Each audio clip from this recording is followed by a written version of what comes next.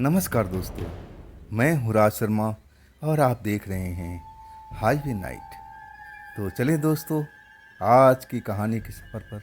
दोस्तों, आज की कहानी जो हमें शेयर किए हैं, भेजे हैं, उनका नाम है अक्षय। अक्षय एक फैक्ट्री में काम करते थे, सुपरवाइज़र थे। वो फैक्ट्री थी हरियाणा में, हरियाणा के एक छोटे से शहर में। और उनका जो काम था, कभी कभी देर भी हो जाता था, रात ज़्यादा हो जाती थी। और उसके बाद वहाँ से 10 किलोमीटर का सफ़र अपने बाइक से अब तय करते थे, जहाँ वो रहते थे।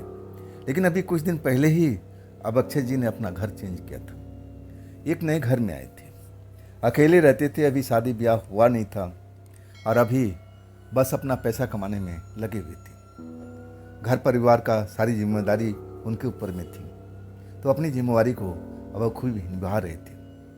अक्षय जी बताते हैं कि मैं ऐसे ही एक रात को लगभग 11 बजे के आसपास मैं अपनी फैक्ट्री से निकलता हूँ, और हमेशा की तरह मुझे डर भय ऐसा चीज़ तो लगता ही नहीं था, और ना मैं उन दिनों भूत प्रेत पर यकीन करता था। मैं इन बातों पर, भूतों वाली कहानियों पर मैं बस कहानी समझ करके बस उसका आनंद लेता था।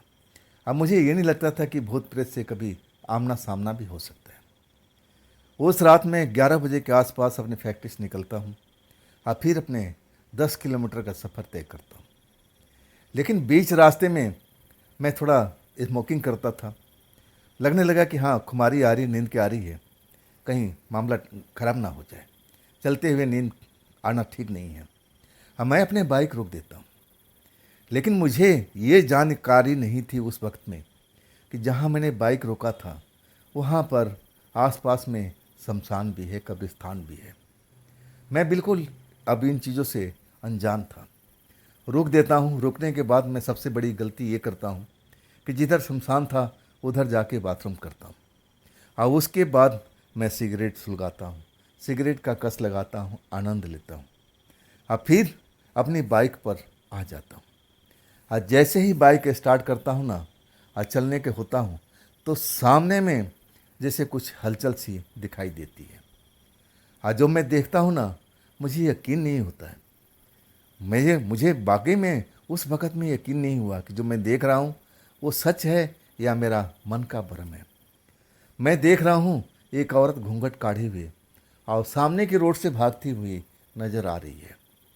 और मेरे को देखते ही देखते मेरे पास से दौड़ती हुई इतनी स्पीड में गुजर गई जैसे वो बाइक चला रही हो। मुझे लगा कि नहीं नहीं, ये मेरा मन का भ्रम है। अब मैं थोड़ा नींद में हूँ ना, अब नींद का सुस्ती आ रही ना, मुझे ऐसा ही महसूस हो रहा है। मैं उस चीज़ पर ध्यान तो दिया, लेकिन मेरा मन कह रहा है कि नहीं नहीं, ये कल्पना है, इतना तेज़ कोई भला कैसे दौड़ सकता है।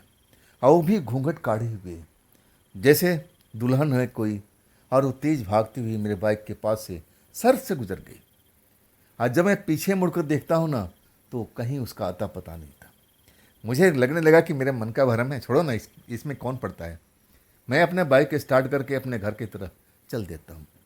आके दरवाज़ा खोलता हूँ, अपने कमरे में पहुँचता हूँ। थका तो था, खाना तो अपने फैक्ट्री कैंटीन में खा लिया था। अब इसके बाद मुझे सोना ही था, और नींद भी बहुत मस्त आ रही थी। आंखों में नींद चढ़ी हुई थी। बिस्तर पर गिरते ही कब नींद का आगोश में आ गया, मुझे पता ही नहीं चला।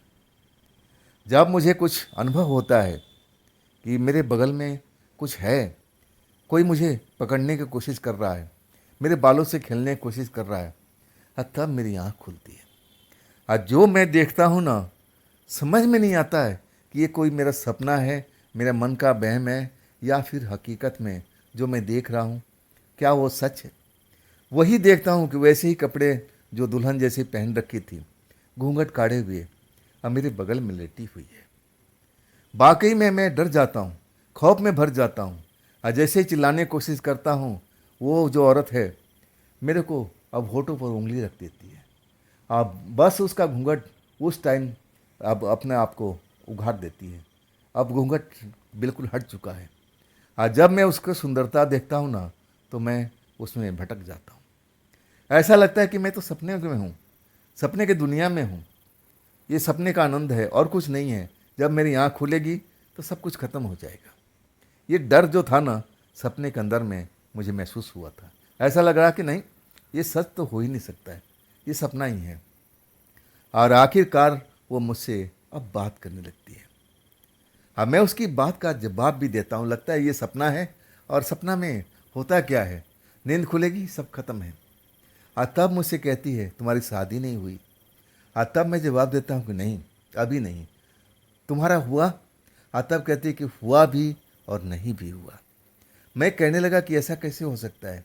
और तब कहने लगी कि शादी होते ही मेरे पति मर चुका था, मैं उसी को तलाश करती हुई अब मैं उसको ढूंढ रही हूँ। मैंने बोला कि मरने के बाद में कहाँ ढूंढ रही हो। और तब जोर से हंसने लगती है। और जैसे जोर से हंसती है ना, उसका जो सुंदर चेहरा होता है ना, बड़ा ही भयानक हो जाता है। और सच कहूँ कि मैं चीखने लगता हूँ, लेकिन चीख निकल नहीं पाती। और वो मुझे अपने बाहों में कस के भर लेती है। और उसी वक्त जैसे मैं बेहोश हो चुका था, या ना जाने क्या हुआ था, ईश्वर ही जाने। और मैं जब होश में आता हूँ ना, तो अपने ही बिस्तर पर, अपने ही घर में हूँ। लेकिन मेरे शरीर पर एक भी वस्त्र तक था ही नहीं। आदम जात में हूँ मैं, बिल्कुल। आज जब मैं देखता हूँ कि मेरे आसपास में, तब मैं और हैरान हो जाता हूँ।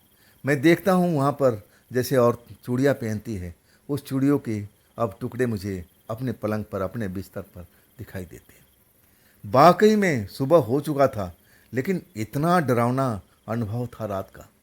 मैं बिल्कुल सुबह के टाइम में भी कांप के रह गया था। मैं अपने आप को संभालता हूँ, कपड़े लत्ते पहन के पड़ोस में जाता हूँ जहाँ अंकल रहते हैं। वो मेरे चेहरा अब जैसे दूर से देख लेते हैं कि मैं डरा हुआ हूँ। और तब कहते हैं अच्छा बेटा, बात क्या है, इतना जल्दी तुम उठते नहीं हो, कुछ बात है? तुम्हारे चेहरे पर रौनक नहीं है सुबह सुबह में, कुछ बात क्या हुई बेटा, बताओ तो सही। और तब मैं कहने लगा कि अंकल, मेरे साथ में ऐसे ऐसे रात में घटना घटी है। मैं पूरा किस्सा बताता हूँ। फैक्ट्री से निकलने के बाद में जहाँ मैं रुकता हूँ, उस औरत को देखता हूँ भागते हुए, और फिर वो मेरे घर में दिखाई देती है। पहले सुंदर दिखाई देती है, मुझे बाहों में भरती है, और फिर उसका चेहरा भयानक हो जाता है। और फिर मैं बेहोश अपने आप को पाता हूँ, होश में नहीं रहता हूँ। और इसके बाद जब नींद खुलती है तो मेरे शरीर पर एक भी वस्त्र नहीं। जो चाचा थे ना, कुछ झाड़ फूक भी जानते थे, पुराने लोग थे, और वो एकदम मेरे चेहरे पर अब नज़र टिकाए हुए हैं, मेरे आंखों में। हाँ, कहते हैं अच्छा इधर आ, इधर आ। मैं उनके पास जाता हूँ, मेरी आंखों में देखते हैं। हाँ, कहते हैं ये रात की बात है। मैं कहने लगा हाँ चाचा, रात की बात है। वो सोच में पड़ गए। कहने लगे तू एक काम कर, जल्दी से अब नहा ले, और नहा कर मेरे साथ में चल। मैं बहुत खौफ में था। मुझे तो ड्यूटी भी जाना था, लेकिन ऐसे वक्त में मैं ड्यूटी कैसे जा सकता था। मैं सोचा कि आज बिल्कुल नहीं जाऊंगा। चाचा ना जाने क्या करने वाले हैं। मैं जानता था कि थोड़ा झाड़ फूक करते हैं। मैं कई लोगों को अब उनके घर में आते जाते देखा था, पूछा भी था। तब बताए थे चाचा कि मैं थोड़ा बहुत तंत्र मंत्र का जानकार हूँ। उस टाइम मैं इन चीज़ों पर यकीन नहीं करता था। हमें लगा कि चाचा बस यूं ही फेंकते हैं, ये भूत प्रेत होते कहाँ हैं। लेकिन जब मेरे ऊपर पड़ी ना, तब मुझे ज्ञान हुआ कि हाँ, वास्तव में होते हैं। तब चाचा मुझे बजरंग बली के मंदिर में ले गए। वहाँ के पुजारी से सब कुछ बोले। अब पुजारी ने अब वहाँ का पवित्र जल मुझ पर छिड़काव किया, और चाचा भी वहाँ पर कुछ झाड़ फूक किए। आप पुजारी से बोले कि बजरंग बली का कुछ ऐसा प्रसाद दो जो गले में लगा सके, यानी एक कोई धागा होगा। तब पुजारी ने धागा बांध के दिया। चाचा मुझे घर पर ले आए। कहने लगे अच्छा तू डरना मत, मैं हूँ तेरे साथ में, चिंता मत कर। वो कोई बहुत बुरी शक्ति थी, लेकिन चिंता की बात नहीं है, बजरंग बली सब कुछ सही करेंगे, तू डरना मत बिल्कुल भी। और वही होता है, मैं चाचा के साथ रहता हूँ पूरा दिन भर में, काम पर नहीं जाता हूँ। और जब रात होती है ना, तब चाचा कहते हैं चल अपने घर पर, कुछ मुझे काम करना है।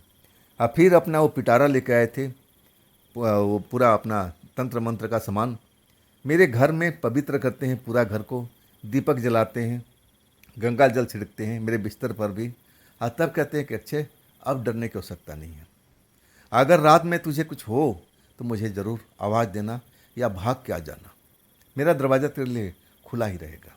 वैसे मैं उम्मीद करता हूँ कि वो प्रेतात्मा अब तेरे पास में नहीं आएगी, लेकिन तूने बहुत बड़ी गलती की बेटा।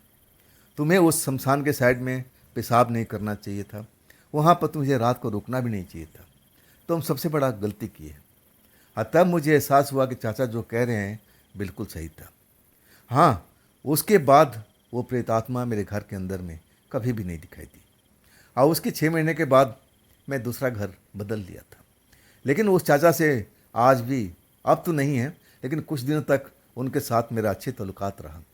आज समय समय पर जब भी छुट्टी होती थी तो मैं ज़रूर मिलने जाता था। और वो मजाक में कहते थे कि बेटा, वो प्रेतात्मा क्या रात में आई थी तेरे साथ में? मैं हंस जाता था। कहने लगे, चाचा कैसी बात करते हो, मैं तो एक मुसीबत से आपने छुटकारा दिलाया, फिर उस मुसीबत का आप मुझे याद दिला रहे हो। सही में जो मुझे वो रात याद आती थी, जो घर में मेरे साथ में हुआ था, मैं कांप के रह जाता। तो दोस्तों, ये थी आज की कहानी अक्षय जी की भेजी हुई। ये घटना आपको कैसी लगी कमेंट में ज़रूर बताइएगा। दोस्तों, आपके पास भी कुछ अपना अनुभव है, कुछ आप बीती है, तो आप मुझे ज़रूर शेयर कीजिएगा मेरे इंस्टाग्राम पर, मेरे मेल आईडी पर, मेरे व्हाट्सएप नंबर पर। दोस्तों, ये भी चैनल आप ही का है, तो इसको भी अपना प्यार दीजिए, लाइक कीजिए, सब्सक्राइब कीजिए, शेयर कीजिए अपने दोस्तों को, और हाइप का बटन ज़रूर दबाइएगा। दोस्तों, फिर कल मिलते हैं, अब इसी समय पर, इसी चैनल पर। आप लोग अपना ख्याल रखिएगा। नमस्कार।